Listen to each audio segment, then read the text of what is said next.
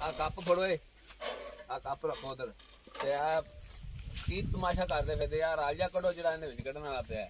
दोस्तों ये यहाँ से ये टूट चुकी है, अब हम इसे टूट गई है और हम इसे सही करवाने जा रहे हैं।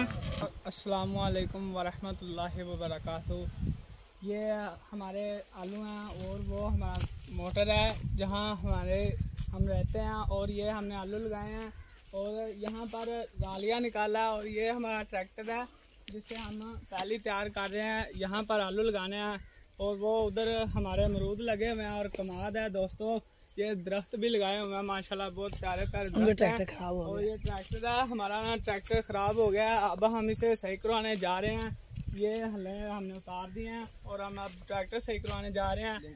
दोस्तों हमारा साथ दें और हमारी वीडियो को ज़्यादा से ज़्यादा शेयर करें और दोस्तों को दूसरों तक पहुंचाएं।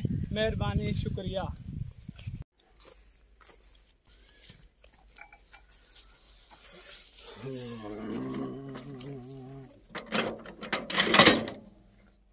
पेन साली टुट गई है जी ना, ओ गुम आहो कड़ा या टुट गया अगे जरा लगा नुकसान होने लगा, कोई पता नहीं लगता। आ कप फड़ो, आ कप रखो उधर ते आ की तमाशा करते फिरते यार। राजा कड़ो जरा इन्हें विच कढ़ने वाला पे। दोस्तों ये यहाँ से ये टूट चुकी है, अब हम इसे टूट गई है और हम इसे सही करवाने जा रहे हैं।